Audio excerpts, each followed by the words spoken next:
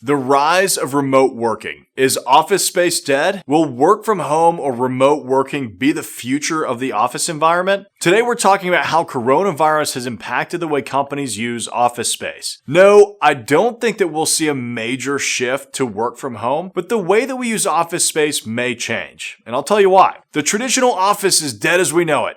That seems to be the statement that everyone has been making over the last few months. With major companies like Twitter and Facebook announcing that their employees will continue to work remotely for the foreseeable future, it certainly seems to be valid. Will these businesses and their employees return to an office environment? So before we dive into remote working, let's talk about what's happened over the last few months so that we have some context. Leasing activity in commercial real estate slowed significantly in the few weeks following the shutdowns across the country. In fact, our team here at the Cobble Group handled less than 5% of the activity that we were seeing just a few weeks prior. This halt does make sense though. If businesses cannot see customers and employees cannot come into the office, why even bother leasing space? However, according to Google Trends, office space for rent is an increasingly popular search term since it dipped in early March. In fact, it's now climbed back in the last 30 days to where it was in January and February of this year. Now let's dive into the data. One thing to keep in mind is that the country and Nashville, where I'm located, had historically low vacancy rates going into the shutdowns. In fact, Nashville's historic office vacancy sits at around 10% and peaked at just under 14% in 2010 during the height of the economic downturn. So, considering the city's current vacancy rate of around 6% at the moment, vacancy would have to nearly double before we even hit our historic average, let alone come anywhere near an office market crisis. So we're at least not hitting a breaking point for the office market. However, vacancies will increase in the short term, and you don't have to be a commercial real estate analyst to expect that vacancies will increase. These vacancies will largely be attributed to businesses that were unable to weather the storm, and not necessarily because people are choosing to work from home. Most commercial leases run between 3 to 5 years anyway, so these quick,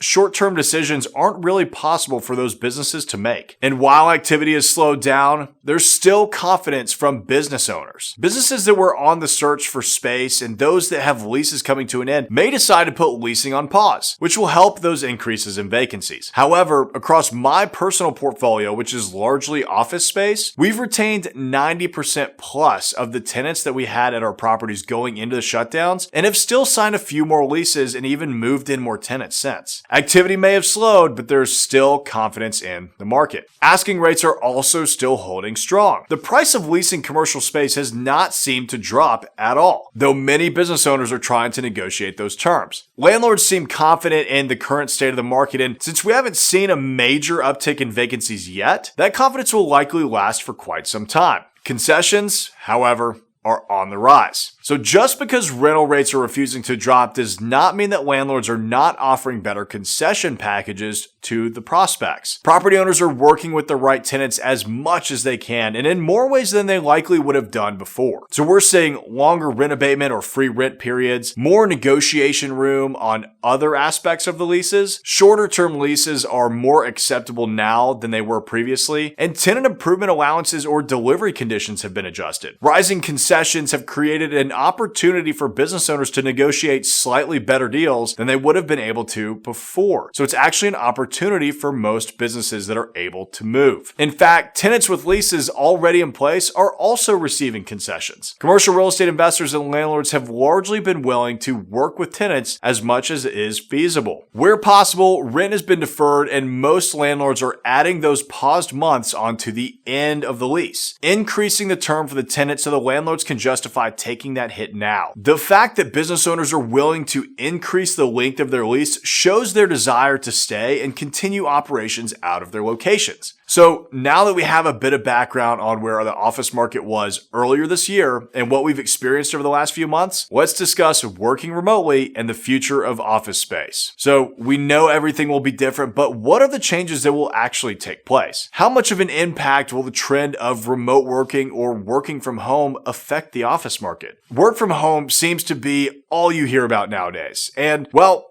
Until recently, it was all that anyone could do, considering the government shutdowns because of the virus. Businesses had to quickly pivot to a work-from-home model in order to keep their employees active and productive, or else they would have faced furloughs and layoffs. But will this model continue after the virus has passed? Here are the pros of remote working, because there are some rather attractive benefits to the work-from-home model. Allowing your workforce to work from anywhere can sometimes increase the quality of life for employees. Working from home cuts out commutes, which can sometimes take up to an hour or more both ways, depending on where you live. And it also allows your workforce to take care of their family's needs or attend events without going through a formal request process. As long as they get the work done, it doesn't matter if they're working at 9 a.m. or 9 p.m. There is also something to be said about shaking up your work environment and the creativity that flows from new surroundings. Not to mention the cost of savings for the business of renting less office space, if any at all. Now, for the pros of working in an office environment. And I feel there are far more benefits to a business working from an office. And sure, I may be biased here. After all, we do lease office space for a living. But I am also a business owner with a team of employees. The synergy that comes from working in that environment where you can quickly and easily collaborate with a team, bounce ideas off each other, and build a culture isn't feasible in a work-from-home environment. In fact, my team was asking me when they would be able to return to the office again. They felt less productive at home, or they could easily be distracted by family, pets, TV, and chores. And if having a professional image is important in your industry, as it is for most, it's next to impossible to achieve that without a home base. So I think it's important to remember that productivity does not always equal productivity.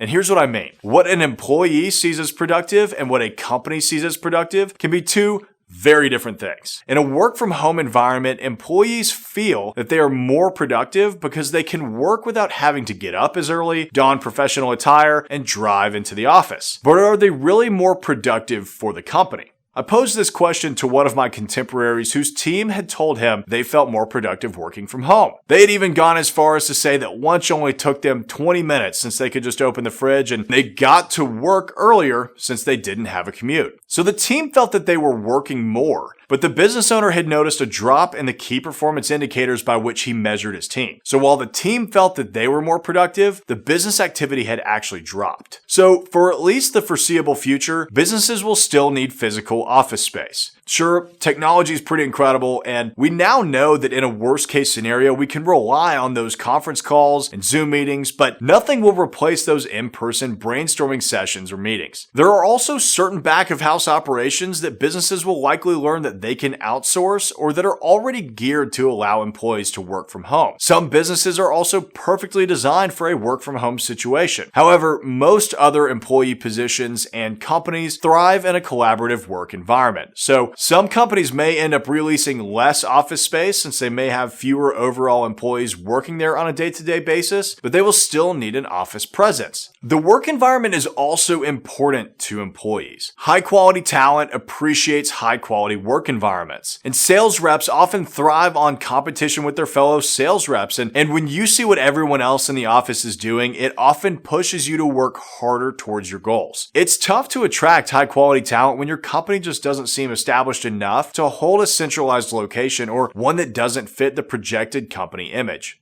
So here are my final thoughts. While there will certainly be some businesses that will choose to move towards this remote work model, it's not really ideal for the majority of workplaces. This shift could also affect the trend of open floor plan office spaces, with businesses becoming more conscientious about the proximity of their workforce since social distancing is critical. Private workspaces and offices may become desirable again. Another interesting point to keep in mind is that while these businesses may have fewer employees on site, most are changing up their floor plans to spread those employees out further, which means that the square footage leased per employee could likely stay the same, even with a decrease in employees. So moving toward the future of office space, it'll be important to keep an eye out for changes to personnel layouts, floor plans, employee work schedules, and sanitation protocols. So there you have it for the rise of remote working and why office real estate will do just fine in the future. If you're interested in the 3 commercial real estate asset types that I feel will thrive in a post-coronavirus world, check out this video here. Don't forget to like this video and subscribe to my channel for more commercial real estate investing strategies, leasing and management tips, market updates, and more.